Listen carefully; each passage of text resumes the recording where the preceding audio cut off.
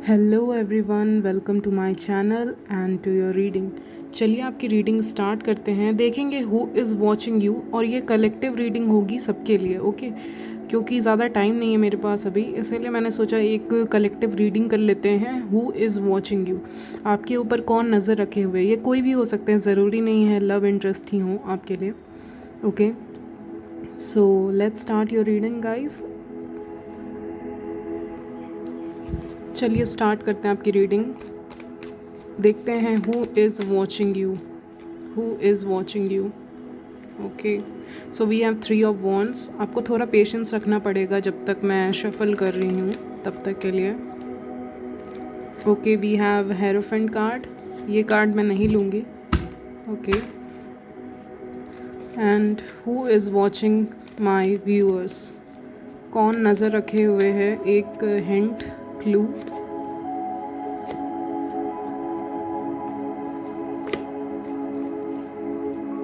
Okay,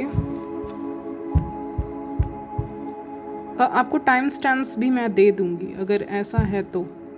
okay, अगर आपको reading directly देखनी है तो उसमें भी। सो let's start your reading guys. Collective reading है और चलिए स्टार्ट करते हैं। हु इज़ वॉचिंग यू, आपके ऊपर कौन नज़र रखे हुए। तो आपके ऊपर जो इंसान नज़र रखे हुए, पहली बात तो this person is somebody older than you. Okay, ये इंसान आपसे बड़े हैं एज में, और रिसेंटली हो सकता है आपकी मुलाकात हुई हो।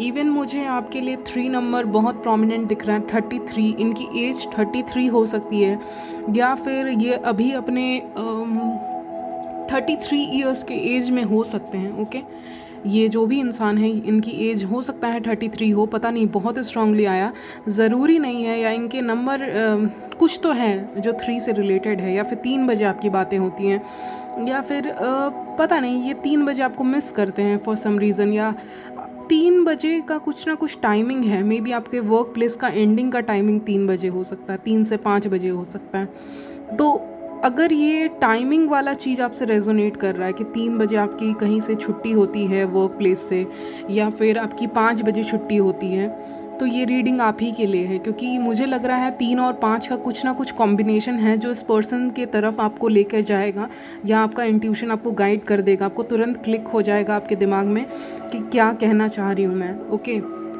और यही वो इंसान है जो आपके ऊपर नज़र रखा हुआ है। ओके, और ये आपको स्टार की तरह देखता है, obviously as a very beautiful, independent, just out of reach person, जिसको रीच आउट करना पॉसिबल नहीं है। आप में से कुछ लोग ऑलरेडी एक कमिटेड रिलेशनशिप में हो सकते हो, और अगर आप ऑलरेडी एक कमिटेड रिलेशनशिप में हो तो कोई इंसान है जो आपके वर्क प्लेस से हो सकता है, जो आपको पसंद करता है, और उनको पसंद नहीं है कि आप उस जगह को छोड़ के जा रहे हो। आई मीन उस वर्क प्लेस को छोड़ के अगर आप जाने वाले हो फॉर सम रीज़न, तो this person is not happy कि आप नहीं आ रहे हो, या आपने इस पर्टिकुलर मैरिज को अटेंड नहीं किया, या फिर उन्होंने इनवाइट किया तो आप नहीं गए। तो इस इंसान को बहुत दुख हो रहा है उस चीज़ का, और टाइमिंग भी मुझे लग रहा है 3 से 5 के आसपास ही होगी। एनीवेज, टाइमिंग कुछ भी हो, बट ऐसा सिनारियो हो सकता है। देखिए, पहला सिनारियो मैंने आपको बताया कि इन्होंने, हो सकता है इनके घर में कोई मैरिज हो तो आप ना आए हो, तो इनको बुरा लग रहा है, तो दे आर वॉचिंग यू कि आप क्या कर रहे हो जो आप नहीं आ पाए, वगैरह वगैरह। और दूसरा सिनारियो ये है कि अगर आप ऑलरेडी एक कमिटेड रिलेशनशिप में हो, तो ये आपके वर्क प्लेस से कोई इंसान हो सकता है, या जहाँ भी आप जाते हो। ओके, और ये इंसान नज़र रखे हुए हैं, इनको अच्छा नहीं लग रहा कि आप ऑलरेडी एक कमिटेड रिलेशनशिप में हो। They are feeling jealous. I mean ये कोई मेल है तो दे आर फीलिंग जेलस। अगर आप फीमेल हो और ये मेल है तो दे आर फीलिंग जेलस, और अगर आप मेल हो तो ये फीमेल है तो दे आर फीलिंग जेलस कि इनसे आपकी शादी होनी चाहिए थी लेकिन आपकी शादी कहीं और हो गई फॉर एग्ज़ाम्पल। तो ये आपको बहुत ज़्यादा मिस कर रहे हैं। हो सकता है आपकी शादी कहीं और हो चुकी हो, या होने वाली हो, या फिर आपका जो क्रश हो वो कोई और हो, ये ना हो। ओके, तो इनको उस बात का बहुत ज़्यादा दुख है, इनको बुरा लगता है आपको किसी और के साथ देखने में। Yes, that's the right sentence जो मैं अभी तक नहीं बोली थी। इनको अच्छा नहीं लगता आपको किसी और के साथ देखना। तो ये 2 सिनारियो मैंने आपको बताया। और नेक्स्ट सिनारियो है, अगर आप सिंगल हो और किसी जगह पे काम करते हो, और 3 से 5 के बजे आपकी छुट्टी होती है वहाँ से, तो ये इंसान ना आपको ये चाहता ही नहीं कि छुट्टी हो, वो टाइम आए ही ना, क्योंकि ये जो छुट्टी होती है तो उसके बाद सब अपने घर चले जाते हैं, लेकिन ये चाहते हैं कि आप वहाँ पे रुको, इसीलिए छुट्टी हो ही ना। ऐसा वो सोचते हैं कि छुट्टी का टाइमिंग काश बढ़ जाता, बट ऑफ कोर्स कोई नहीं चाहता कि वर्क का टाइम बढ़े, राइट। बट ये इंसान चाहता है ना कि वर्क का टाइम और भी ज़्यादा बढ़ जाता, क्योंकि आपको जाते हुए देखना इस इंसान को बिल्कुल पसंद नहीं है, आपको दूर जाते हुए देखना ये इंसान बिल्कुल पसंद नहीं करता, क्योंकि इसको लगता है कि जैसे टाइम हो गया, ओ माय गॉड, ही और शी इज़ वेरी नर्वस, मतलब ऐसे करके वॉच में या कुछ देख रहे हैं, और वॉच में देख रहे हैं कि ओ टाइम हो चुका है, इसके जाने का टाइम हो चुका है, या हमारे जाने का टाइम हो चुका है, 3 बज गए, 5 बज गए, 6 बज गए, अब तो जाना पड़ेगा। तो बहुत एंग्जाइटी अटैक आते हैं इनको बेसिकली। ऐसा होता है ना, कोई बड़ी बात तो नहीं है ये, लेकिन ये इनके लिए बहुत बड़ी बात है। इनको अटैक उसी समय आता है, उसी टाइमिंग के दौरान।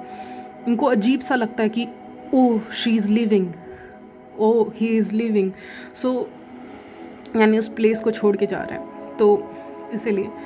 Next who is watching you बता दूँ, ये इंसान कोई दूर से हैं, दूर से रहते हैं, दूसरे स्टेट में रहते हैं, और आपके ऑनलाइन कोई फ्रेंड हो सकते हैं जिनसे आपका ऑनलाइन ही कम्युनिकेशन हुआ हो, लेकिन आप दोनों काफ़ी अच्छे मित्र बन गए हों, दोस्त बन गए हों ऑनलाइन से ही, और आपने कभी सोचा भी नहीं था कि इतने दूर से कोई मेरा अच्छा दोस्त बन सकता है, क्योंकि जनरली आप वैसे इंसान हो जो बिलीव करते हो कि अपने आसपास के लोगों को ही दोस्त बनाया जाए और उनसे ज़्यादा अच्छी दोस्ती चलती है। बट इन योर केस और देयर्स केस मैं कहूँगी कि नहीं, आप दोनों की फ्रेंडशिप बहुत अच्छी है, और ये इंसान बहुत मिस करते हैं। ये कोई फीमेल फ्रेंड भी आपकी हो सकती है जो दूसरे स्टेट में रहती हैं और आपको याद कर रही हैं इस वक्त, आपके बारे में सोचती हैं रात में कि कैसे आप दोनों मिला करते थे वगैरह वगैरह। और अगर कोई मेल फ्रेंड है और फीमेल व्यूअर्स देख रही हैं तो वो भी मिस करते हैं बहुत ज़्यादा, आपको सोचते हैं आपके बारे में, आपसे मिलना चाहते हैं। आपसे मिलना जैसे कि एक ख्वाहिश है। मे बी आप दोनों के बीच में चीज़ें काफ़ी एंड हो चुकी हों और आप दोनों दूसरे स्टेट में रहते हो या दूसरे सिटी में रहते हो, या there is some sort of distance जिसके कारण ये आप आपको देख नहीं पाते। पहले जैसे देख पाते थे आपको, पहले मिल पाते थे, अब वो चीज़ें रही नहीं हैं, पहले जैसी चीज़ें पहले जैसी रही नहीं हैं। पहले तो आप दोनों का may be work place same हो, मे बी स्टेट सेम हो, सिटी सेम हो, बगल में रहते हो, तो एक दूसरे से मिलना होता था, एटलीस्ट देखना होता था, लेकिन अब तो वो भी नहीं होता है। तो ये इंसान उस चीज़ों को मिस कर रहा है और हार्ट ब्रोकन फील कर रहा है इस वक्त कि ऐसा काश होता कि हम मिल पाते। Okay, interesting. Let's see some more cards for you guys. देखेंगे और क्या आता है आपके लिए। सो गाइज मैंने कार्ड्स निकाल लिए आपके लिए। सो आपके कार्ड्स आए हैं इनडिसीजन। इनको समझ में नहीं आ रहा है इस वक्त कि ये करें क्या, ये किस पाथ पे जाएं, किस पाथ को चूज़ करें जो पाथ इनको आपके करीब करे। और कुछ लोगों के लिए गाइज एक एनर्जी मिल रही है, आपके फ्यूचर स्पाउस की भी एनर्जी मिल रही है यहाँ पे। ये चौथी एनर्जी कह सकते हो आप, कि आपके फ्यूचर स्पाउस अभी उनकी जो करंट एनर्जीज़ है वो मैं फील कर पा रही हूँ, पिकअप कर पा रही हूँ कि वो वॉच तो नहीं कर रहे बट वो एनर्जी को सेंड कर रहे हैं एक तरफ से, कि मैं किस डायरेक्शन में जाऊँ, कहाँ जाऊँ जो मुझे अपना फ्यूचर स्पाउस मिले। मैं इतने दिन से भटक रहा हूँ या भटक रही हूँ उसके लिए, उस एक की तलाश में या उस एक प्यार की तलाश में जो मुझे मिल नहीं रहा है। मैं किस डायरेक्शन में जाऊँ। तो अभी जो आपके फ्यूचर स्पाउस की करंट एनर्जी है वो इनडिसीजन वाली है। वो अपने स्पाउस को खोज रहे हैं, वो उस एनर्जी से बात करना चाह रहे हैं, वो आपसे बात करना चाह रहे हैं, वो कम्युनिकेट करना चाह रहे हैं मेरे थ्रू इस रीडिंग में कि अभी किस डायरेक्शन में जाने से आपसे मुलाकात होगी।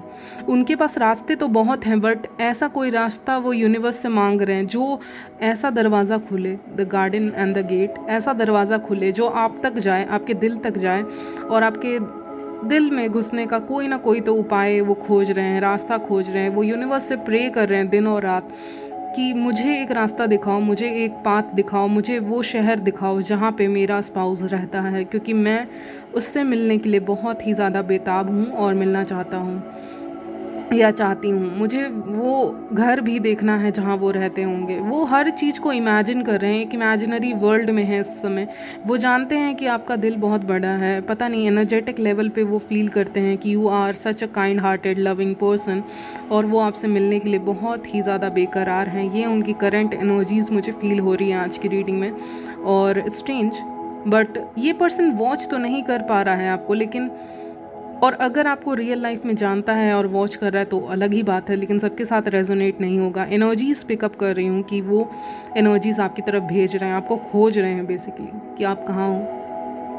मुझे तो ऐसा लग रहा है आप दोनों ही एक दूसरे को खोज रहे हो। ओके, आप दोनों ही एक दूसरे की तलाश में हो कि कब आप एक दूसरे से मिलोगे और कब अपना प्यार शेयर करोगे। जो अपोजिट जेंडर है गाइस, वो जो भी आपको देख रहे हैं, वॉच कर रहे हैं, अपोजिट जेंडर ही हैं मोस्ट प्रोबेबली।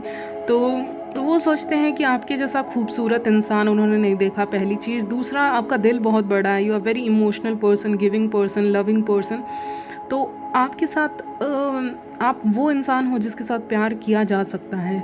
इस दुनिया में लॉयल्टी है तो आप में है, ऐसा लोगों को लगता है, ऐसा अपोजिट जेंडर को लगता है। तो वो अट्रैक्ट होते हैं, तो आपको वॉच करते हैं on your social media. Even आपकी तस्वीरें भी देखते हैं, फ़ोटोज़ देखते हैं और आपको बहुत ज़्यादा क्यूट समझते हैं। यहाँ पे आपकी फ़ोटो जब भी देखते हैं, ये लोग वॉच करते हैं ऑनलाइन सोशल मीडिया पे, तो आपकी फ़ोटोज़ को काफ़ी ज़्यादा पसंद किया जाता है। वो सोचते हैं कि आप बहुत ज़्यादा क्यूट हो और आपके अंदर एक मिस्ट्री है। और अगर आप गले में कोई लॉकेट पहनते हो या कुछ पहनते हो तो दैट ऑल्सो लुक्स अट्रैक्टिव। तो ऐसा कुछ ये समझते हैं, या कोई ब्रेसलेट पहनते हो या कुछ भी ऐसा जो आपको एक मिस्टीरियस बनाता है। आपके अंदर एक नेचुरल ब्यूटी है जो ये लोग देखना पसंद करते हैं, इसीलिए आपको वॉच करते हैं।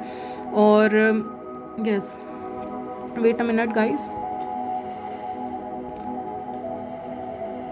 ओके, यस, आपके साथ हैप्पी फैमिली का फ्यूचर भी कोई इंसान देख रहा है यहाँ पे, कि आपके साथ एक फैमिली हो तो कैसी होगी, आपके साथ एक रिलेशनशिप होगा तो कैसा होगा।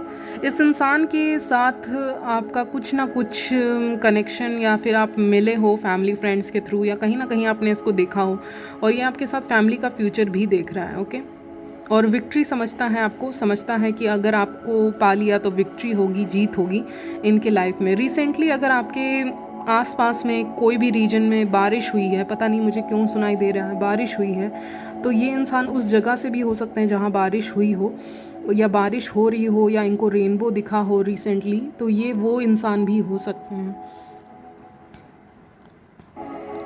वेट, हाँ, तो मैं कह रही थी कि ये वो भी इंसान हो सकते हैं जिनके रीजन में, ये जहाँ भी रहते हो वहाँ बारिश हुई हो रिसेंटली, रेन हुआ हो बहुत, और इनको रेनबो भी, फॉर एग्ज़ाम्पल रेनबो या फिर स्टार्स नहीं कहूँगी मैं, रेनबो ही कहूँगी, चलिए, रेनबो दिखा हो इनको रिसेंटली, या फिर इनको आसमान में कुछ अलग सा चीज़ें दिखाओ, या आप मेरे व्यूअर्स को दिखाओ, ऐसा भी हो सकता है। तो ये वो भी इंसान हो सकते हैं। तो एक क्लू था जो मैंने आपको दे दिया।